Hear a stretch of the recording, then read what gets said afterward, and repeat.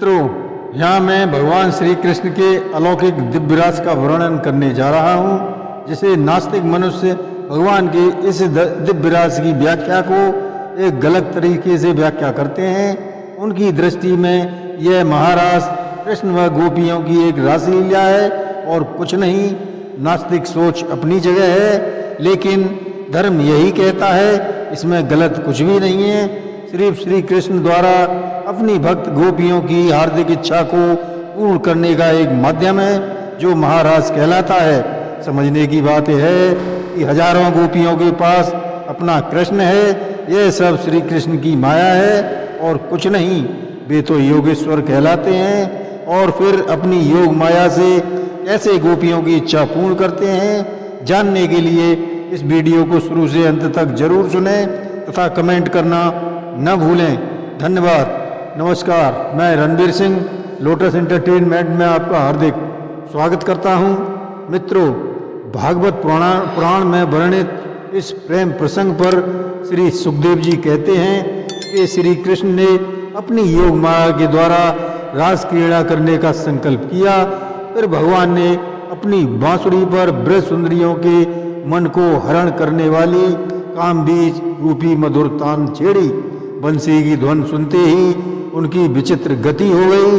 जो गोपियां दूध दुह रही थी, माँ दूध गर्म कर रही थी, वे घर का काम छोड़कर चल दी।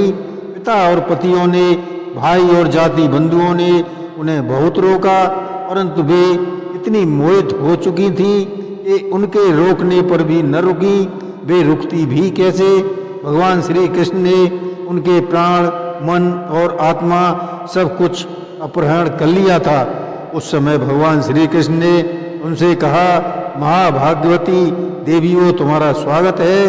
बतलाओ, तुम्हें प्रश्न करने के लिए मैं क्या करूं? तुम सब तुरंत ब्रज में लौट जाओ। तुम्हें न देखकर तुम्हारे माँ बाप, पति, पुत्र, भाई, बंधु ढूंढ रहे होंगे। घर के नन्हे नन्हे बच्चे और गांव के बछड़े रमा रहे हैं। तुम उन्हें दूध पिलाओ और गोएं दुहो। स्त्रियों का परम धर्म यही है कि वे पति और भाई बंधुओं की निष्कपट भाव से सेवा करें, किसी भी तरह से पति का परित्याग न करें। भगवान श्री कृष्ण का यह अप्रिय भाषण सुनकर गोपियां उदास और खिन्न हो गईं। सब गोपियों ने कहा, आप घट घट के स्वामी हैं, हमारे हृदय की बात आप जानते हैं। आपको इस प्रकार की निष्ठुरता भरे वचन नहीं कहने चाहिए। हम सब कुछ छोड़कर तुम्हारे ही चरणों में प्रेम करती हैं, हमारा परित्याग मत करो। गोपियों की व्याकुलता से भरी वाणी सुनकर भगवान श्री कृष्ण का हृदय प्रेम से भर गया। उन्होंने हंसकर उनके साथ क्रीड़ा करनी प्रारंभ कर दी। भगवान की प्रेम भरी चितवन से और उनके दर्शन से गोपियों का मुख कमल सा खिल गया। फिर भगवान श्री कृष्ण ने गोपियों के साथ यमुना जी के तट पर क्रीड़ाएं की। आलिंगन करना, हाथ दबाना, उनकी चोटी, जांग, स्तन आदि को स्पर्श करना, विनोद करना, नख छत करना, विनोदपूर्ण चितवन से देखना और मुस्कुराना, इन क्रियाओं के द्वारा गोपियों को क्रीड़ा द्वारा आनंदित करने लगे। अब वही भगवान श्री कृष्ण उनके बीच में से अचानक अंतर्ध्यान हो गए। इससे दुखी होकर गोपियां कहती हैं, हे प्यारे श्याम सुंदर, हम अपने पति, पुत्र, भाई, बंधु और परिवार का त्याग करके, उनकी इच्छा और आज्ञा का उल्लंघन करके आपके पास आई हैं। भगवान के विरह में गोपियां फूट फूट कर रोने लगीं। ठीक उसी समय उनके बीचों बीच विरह में भगवान श्री कृष्ण प्रकट हो गए। श्री कृष्ण को आया देखकर गोपियों के नेत्र प्रेम और आनंद से खिल उठे। एक गोपी ने श्री कृष्ण के कर कमलों को अपने दोनों हाथों में ले लिया। दूसरी गोपी ने उनके चरण कमलों को वक्ष स्थल पर रख लिया। तीसरी गोपी अपने नयनों से मुख कमल का मकरंद पान करने लगी। अलग अलग गोपियों ने अपनी अपनी क्रीड़ाएं करके अपने को संतुष्ट किया। सभी गोपियों को भगवान के दर्शन प्राप्त होने से उनकी विरह पीड़ा दूर हो गई। सभी उल्लास से भर गईं। इसके बाद भगवान श्री कृष्ण ने उन ब्रज गोपियों के साथ लेकर यमुना के मुलिन में प्रवेश किया। सर्वशक्तिमान भगवान यमुना जी की रेतियों में गोपियों की ओढ़नी बिछाकर उस पर बैठ गए। भगवान श्री कृष्ण गोपियों के अलौकिक सौंदर्य के द्वारा उनके प्रेम और आकांक्षा को उत्साहित कर रहे थे। किसी गोपी ने उनके चरणों को अपने गोद में रख लिया। भगवान श्री कृष्ण ने कहा, मेरी प्रिय सखियों, जो प्रेम करने पर प्रेम करते हैं उनका सारा प्रयत्न स्वार्थ को लेकर होता है, लेन देन मात्र होता है। जो व्यक्ति प्रेम न करने वाले से प्रेम करते हैं उनका हृदय सौहार्दपूर्ण होता है तथा सत्य एवं पूर्ण धर्म भी यही है। श्री कृष्ण ने कहा, गोपियों, इसमें संदेह नहीं कि तुम लोगों ने मेरे लिए लोक मर्यादा सगे संबंधियों को भी छोड़ दिया। तुम लोग मेरे प्रेम में दोष मत ढूंढो।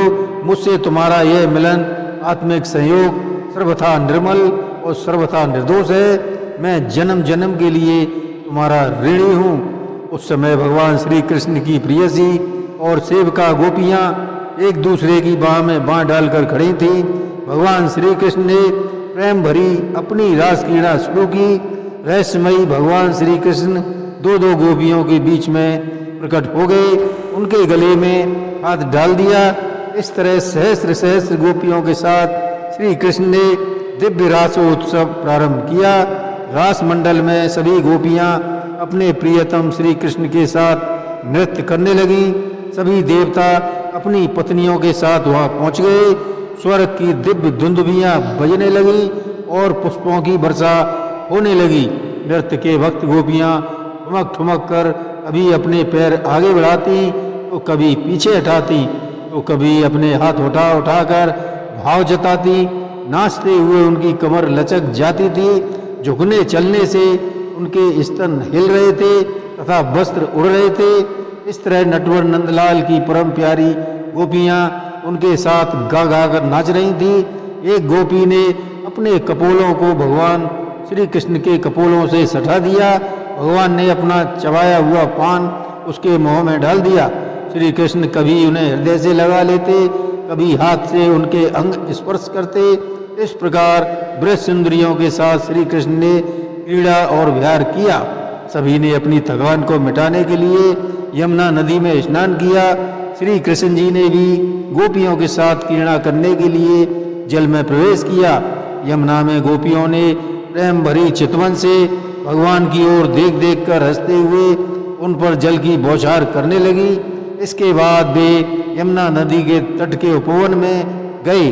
उसमें श्री कृष्ण भगवान ने अपनी प्रियसी गोपियों के साथ यमुना जी के उपवन में विहार किया। ब्रजवासी गोपों ने उनकी योग माया से मोहित होकर ऐसा समझा कि हमारी पत्नियां हमारे ही पास हैं। भगवान की आज्ञा से वे सब अपने अपने घरों को चली गईं। भगवान का यह रास अति पवित्र और आकर्षित था। जय श्री कृष्ण।